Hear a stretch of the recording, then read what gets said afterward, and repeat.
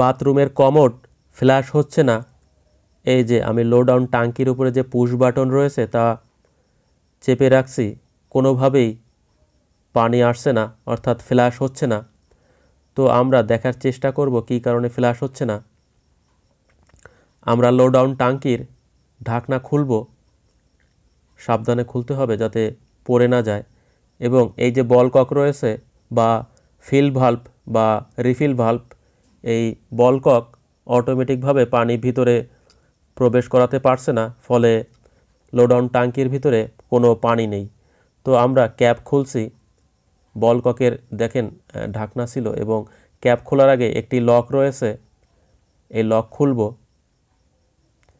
Combination player বা nose player ব্যবহার করে এই লক টান দিলেই খুলে যাবে আস্তে। এই যে খুলে গেছে।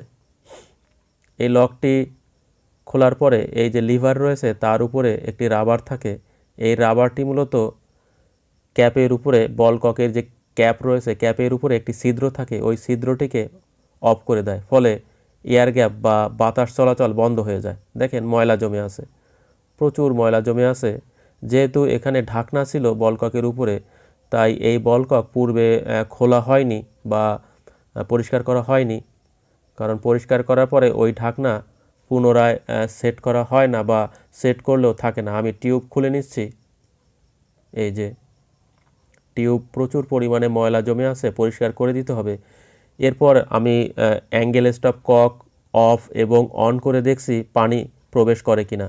তো দেখেন কোনোভাবেই পানি প্রবেশ করছে না, অর্থাৎ ভেতরে আরও জাম রয়েছে, বল কক খুলতে হতে পারে।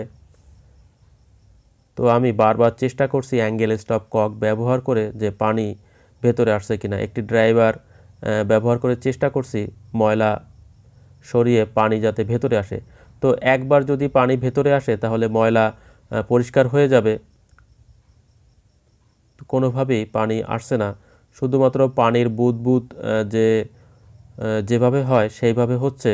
দেখেন হালকা প্রেশার আছে, কিন্তু এটা পানি নয়, ময়লা। এই যে হালকা প্রেশার আছে, তো প্রচুর জাম হয়ে গেছে, বল কক খুলতে হবে।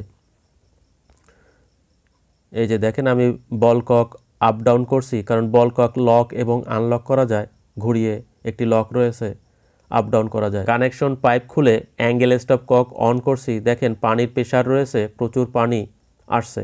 প্রথমে কিছু ময়লা ছিল, এরপরে পানি আসছে। তো আমরা বল কক খোলার জন্য নিচে হাত দিয়ে আমরা যে লক নাট রয়েছে প্লাস্টিকের, একটি ওয়াশার এবং একটি নাট রয়েছে লক নাট, ওই নাট আমরা খুলছি। তো নাট খুলে আমরা বল কক নিয়ে আসছি। তো সমস্যাটি হলো বল ককের নিচের দিকে একটি ফিল্টার থাকে, এই যে দেখেন, এবং এই যে একটি লক নাট তার সাথে ওয়াশার রয়েছে, আপনারা এটা খুলতে পারবেন। এই যে আমরা ফিল্টার খুলছি। সমস্যা হলো এই ফিল্টার জাম হয়ে গেছে। এখানে একটি লম্বা ফিল্টার রয়েছে, এই যে দেখেন জালি বা ফিল্টার।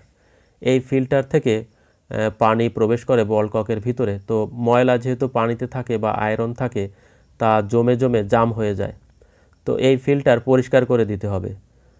চাইলে ফিল্টার আপনারা ব্যবহার করতে পারেন, যদি ব্যবহার করতে হয় আপনারা পরিষ্কার করে নেবেন ব্রাশ ব্যবহার করে, এবং প্রত্যেকটা অংশ টিউব বা বল ককের যে ক্যাপ রয়েছে তাও পরিষ্কার করে দেবেন রাবার সিল খুলে।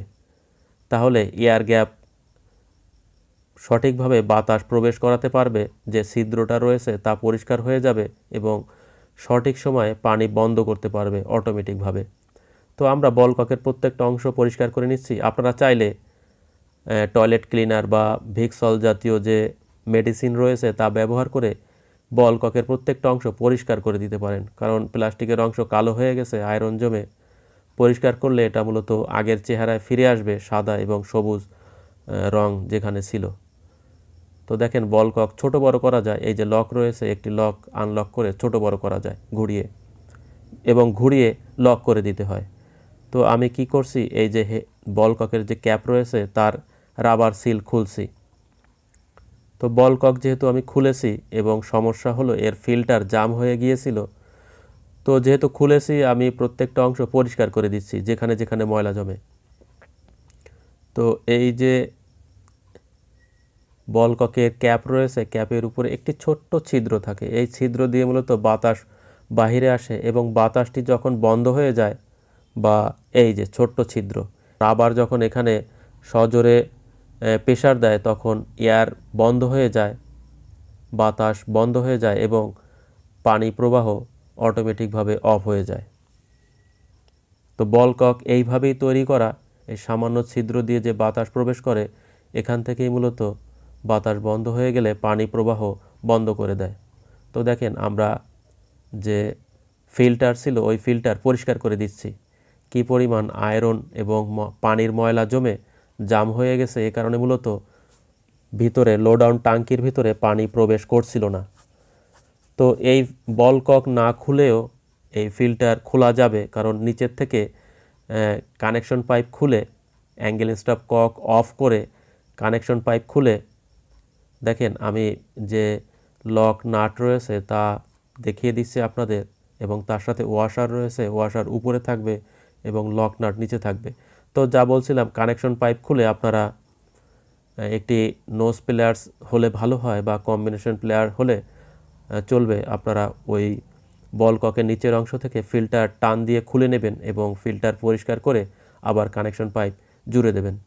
দেখেন বল ককের যে ক্যাপ ছিল তা আমি সঠিক স্থানে রেখে আমি সেট করে দিয়েছি। এবার আমি আঙ্গুল দিয়ে চেক করব চেপে ধরে পানি বন্ধ হয় কিনা, এবং পানি অটোমেটিকভাবে বন্ধ হচ্ছে। যেহেতু আমি পরিষ্কার করে দিয়েছি বল কক, পানি আসবে, কিন্তু পানি অটোমেটিকভাবে বন্ধ হতে হবে, তাহলে মূলত ওভারফ্লো হবে না। যদি অটোমেটিকভাবে বন্ধ না হয় তাহলে ওভারফ্লো হবে। ওভারফ্লো হলে কিভাবে সমাধান করবেন এ বিষয়ে আমার ভিডিও রয়েছে আমার চ্যানেলে, আপনারা দেখে নেবেন। ওই ভিডিওগুলির লিঙ্ক আপনারা ডেসক্রিপশন বক্স এবং এন্ড স্ক্রিনে পেয়ে যাবেন। দেখেন আমি যতবার এই ছিদ্রটি বন্ধ করে দিচ্ছি ততবার পানি অফ হয়ে যাচ্ছে এবং ছেড়ে দিলে পানি প্রবেশ করছে। এই কাজটি মূলত বল কক করে থাকে। এই বল এবং লিভারের মাধ্যমে এই কাজটি অটোমেটিকভাবে সমাধান হয়। তো ওই যে বল আমি সেট করছি লক দিয়ে, লিভারের সাথে যে বল সবুজ কালারের যে বল রয়েছে, ওই বলটি মূলত পানির সাথে সাথে উপরের দিকে আসবে। দেখেন উপরের দিকে আসতেছে, এই যে উপরের দিকে আসছে এবং পানি অটোমেটিকভাবে বন্ধ হয়ে গেছে, আপনারা দেখতে পাচ্ছেন। তো পানি বন্ধ হলেও একটি সমস্যা রয়েছে, আর তা হলো পানির লেভেল বেশি হয়ে গেছে। এই যে ফ্ল্যাশ ভাল্ব রয়েছে, এই ফ্ল্যাশ ভাল্ব ডুবে যাচ্ছে। এ কারণে বল কক আমরা একটু নিচে নামিয়ে দেব। ফ্ল্যাশ ভাল্বের এই পর্যায়ে পানি থাকবে, তাহলে মূলত সঠিকভাবে ফ্ল্যাশ হবে। তো আমরা বল কক একটু নিচু করে দেব, তাহলে পানির লেভেল নিচু হয়ে যাবে। আমরা বাম দিকে ঘুরিয়ে বল কক আনলক করছি এবং একটু নিচু করে ডান দিকে ঘুরিয়ে আবার লক করে দিয়েছি। দেখেন লক হয়ে গেছে এবং পানির লেভেল একটু নিচে থাকবে। যেহেতু বল কক নিচু হয়ে গেছে, পানির লেভেল ওই পর্যন্ত আসলেই অটোমেটিকভাবে অফ হয়ে যাবে। আর একটি পদ্ধতি ব্যবহার করে পানির লেভেল আপ এবং ডাউন করা যায়। ওই যে অ্যাডজাস্টমেন্ট স্ক্রু রয়েছে, ওই স্ক্রু লুজ এবং টাইট করে বলের লেভেল আপ এবং ডাউন করে পানির লেভেল অ্যাডজাস্ট করা যায়। তো আমরা যেহেতু বল কক নিচু করে দিয়েছি, পানির লেভেল নিচু অবস্থাতেই অফ হয়ে যাবে বা অটোমেটিকভাবে কাট হয়ে যাবে। দেখেন আমরা অ্যাডজাস্ট করে নিয়েছি এবং আমরা ফ্ল্যাশ করে দেখব সঠিকভাবে ফ্ল্যাশ হয় কিনা। সঠিকভাবে ফ্ল্যাশ হচ্ছে। আজ এখানেই বিদায় নিচ্ছি।